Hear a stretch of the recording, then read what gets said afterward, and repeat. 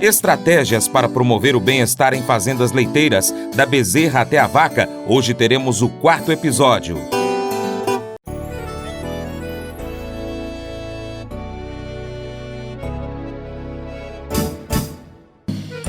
Acordo de manhã para prosear no mundo do campo, as notícias escutar. Vem com a gente em toda a região com o seu programa Paracatu Rural.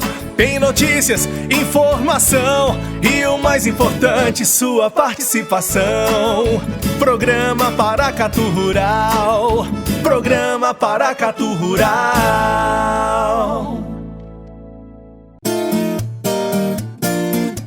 Série técnica. A população mundial atingiu em 2017 a marca de 7,6 bilhões de habitantes. Para suprir a demanda alimentar, a agroindústria aposta em tecnologia com o objetivo de aumentar a produtividade. Contudo, é cada vez maior a preocupação das pessoas com a qualidade dos produtos, bem como com o ambiente e o tratamento que é dispensado aos animais. Foi assim que há alguns anos percebeu-se que a melhor maneira de elevar os níveis de produção com sustentabilidade é o investimento no bem-estar animal. Segundo o site Nutrição e Saúde Animal, nesse contexto, as cadeias produtivas de proteína animal avançam e aumentam a sua rentabilidade, focando em planejamento, infraestrutura e boas práticas de manejo.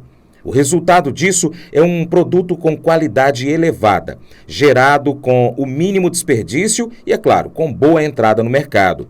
A Milk Point realizou o evento Milk Point Experts, bem-estar animal, mais que uma demanda de mercado, um impulso em produtividade. E entre os convidados estava a professora Lívia Magalhães, que falou sobre as estratégias para promover o bem-estar em fazendas leiteiras, da bezerra até a vaca. Segundo ela, todos os participantes da fazenda devem saber quais são as características básicas do animal para então chegar ao bem-estar desejado. Então, é mais do que importante a gente compreender, se a gente quer adotar estratégias de bem-estar animal dentro da fazenda, pessoal, todo mundo tem que saber responder todas essas perguntas de cor salteado. Eu tenho que saber responder como os bovinos enxergam, como eles ouvem, como eles sentem cheiro, como eles sentem gosto, como eles se comunicam, se eles possuem memórias, se eles têm diferença de comportamento. Uma vez identificado e sabendo como lidar com esses animais, pessoal, com certeza há uma facilidade de manejo, o manejo flui mais facilmente e a gente consegue diminuir todas aquelas perdas que eu sempre gosto de comentar no início da palestra, e ainda a gente consegue dar impulsos de produtividade, porque a gente vai tendo melhorias gradativas dentro da fazenda. No caso das novilhas, quando eu falo principalmente nessa capacidade de perceber o ambiente, pessoal, principalmente quando eu falo de novilhas, em cruzamentos com zebu, no caso do girolando, por exemplo, isso é muito mais importante. A descida de leite está relacionada diretamente com a percepção da vaca do ambiente, né? Se ela fosse uma máquina, ela descia leite automático, mas ela não desce. A gente tem o caso do gado holandês aí, que ele tem uma facilidade na injeção de leite, na descida do leite, por uma seleção, um melhoramento genético, uma seleção genética de anos, que vem cada vez mais construindo que essa vaca tivesse menos apego à sua cria, e ela fosse capaz de dar o leite e descer o leite sem a presença do bezerro. Quando a gente fala de animais ainda que tem o cruzamento do zebu, isso não é tão fácil assim, né? Então, a gente tem que entender que essa vaca, ela precisa de estímulos. Eu coloco aqui que o som da máquina de ordenha é um estímulo, olhar o bezerro é um estímulo, o próprio tratador que está aqui, o retireiro que está aqui, preparando o úbere da vaca, ele é um estímulo positivo, porque esse tatear o úbere, ele é importante, essa estimulação tátil também promove o impulso nervoso, que faz com que haja essa descida de ocitocina, para que haja a descida do leite. Se eu estou falando de novilha, eu estou falando de uma novilha que nunca entrou na sala de ordenha, se é uma fazenda que não se preparou estrategicamente para isso. Então, quando ela fala de som de bezerro, ela não tem. Então, essa vaca pariu, o bezerro foi apartado, foi levado para o bezerreiro, e ela foi para a ordenha. Então, o bezerro ela já não tem. O som da máquina da ordenha para ela é algo que ela nunca ouviu na vida. Então, ela aquele tic, tic, tic, que é para estimular a vaca, uma novilha recém-parida, que já é uma vaca, uma primípara, ela não entende isso. Então, isso é mais uma ação negativa para ela nessa percepção de ambiente. E ainda nós temos aqui um retireiro, um trabalhador, um colaborador, que não está muito bem preparado, que não tem muita paciência, que já está cansado, querendo ver a ordenha acabar logo. Também tem uma falha de manejo aqui, pessoal. Se vocês lembrarem lá do sistema límbico e começar a entender que a vaca percebe tudo isso, o que aconteceu? Subiu o nível de cortisol, e aí a gente não tem ocitocina circulante para poder fazer descer esse leite. E aí é a hora que a vaca segura o leite. E aí a gente sempre associa isso com genética. Ah, é por causa da genética, é porque é girolando, é porque é meio sangue. E não é isso, pessoal. Todos os bovinos reconhecem o ambiente da mesma forma, salvo o gado mais especializado, que por uma seleção genética teve essa não habilidade, teve essa habilidade materna um pouco reduzida, mais reduzida, para esses animais não. E aí a gente utiliza de estratégias como aplicação de ocitocina para resolver esse problema. Uma vez que a gente começa a entender o bem-estar animal e começa a entender todos os domínios, que aqui eu tenho o domínio do ambiente, eu tenho o domínio do comportamento, eu tenho os estados mentais do animal atuando aqui.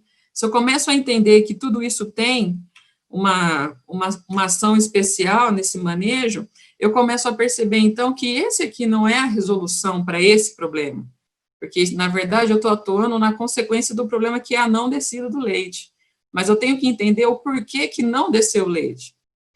Toda aquela falha de manejo em relação a separar o bezerro, a vaca não estar preparada para a sala de ordenha. As fazendas que adotam modelos humanitários de criação são melhores para os animais, para as pessoas e também para o meio ambiente. Elas geram empregos, alavancam lucros e fornecem alimentos mais saudáveis. Além disso, a adoção de padrões humanitários de produção agrícola e de criação animal diminui os danos ao meio ambiente, ao possibilitar a reciclagem de nutrientes e a melhorar o solo. Outra vantagem a ser observada é que as emissões de gases do efeito estufa são igualmente reduzidas quando os animais estão mais saudáveis e, é claro, dispõem de melhores condições de bem-estar.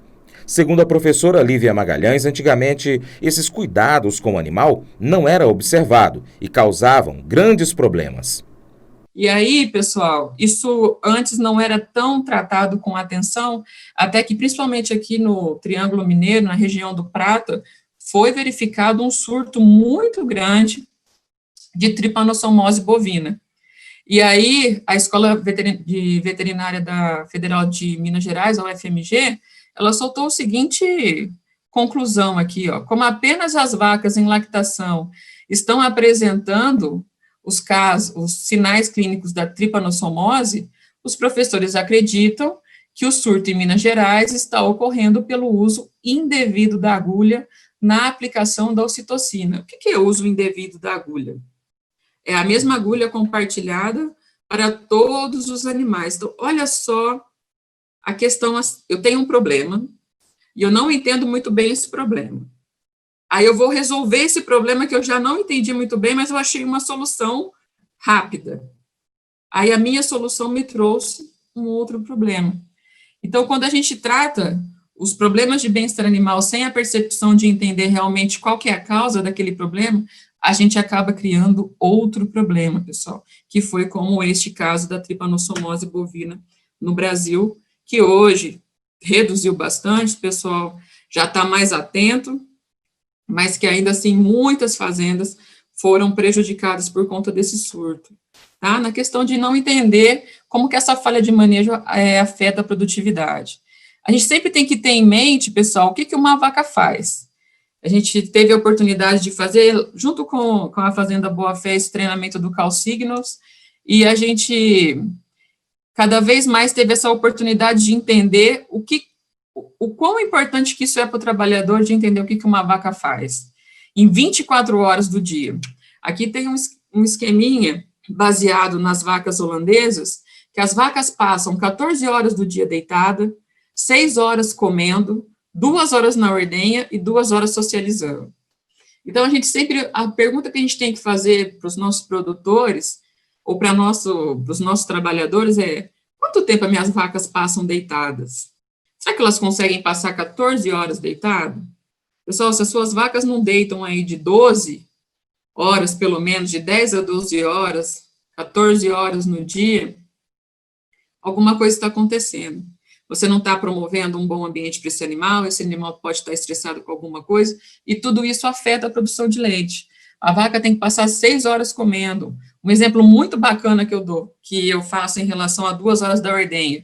Você tem que contar desde a hora que você tirou a vaca lá do piquete, até ela chegar na sala de ordenha, ser ordenhada e voltar para esse piquete.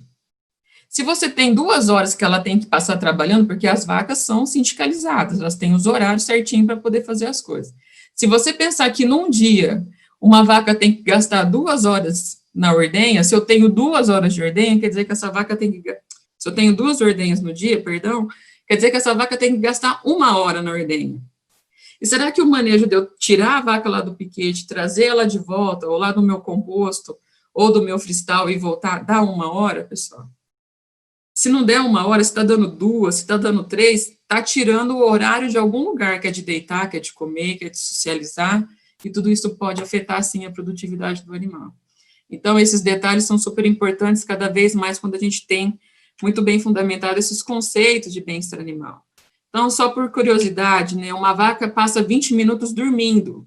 O dormindo é aquele sono REM, aquele sono de dormir mesmo, né? E é fácil entender isso porque as vacas são presas. Se antes de serem domesticadas, elas viviam em selvas, em florestas, elas tinham que dormir muito pouco mesmo por conta de predadores. Então, hoje uma vaca dorme 20 minutos, mas ela descansa muito mais que isso, né? Ali na tabela que a gente viu, 14 horas. Aqui o número de refeições, o tamanho, o tempo que ela passa comendo, o tempo que ela passa ruminando, o tempo que ela passa mastigando. Esse tempo que ela passa mastigando tem muita relação com o tempo que ela passa deitada. Então, isso já mostra para nós que as vacas preferencialmente preferem ruminar deitadas.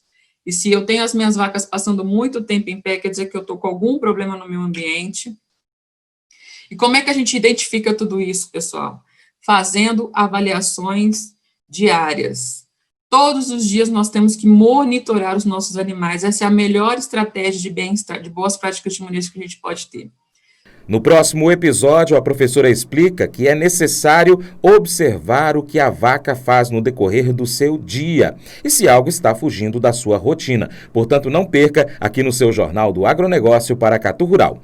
É isso aí. E para continuar recebendo as informações do agronegócio, inscreva-se em nosso canal. Também clique no sininho e compartilhe este vídeo com seus amigos para nos ajudar a trazer muito mais informações para você. Muito obrigado.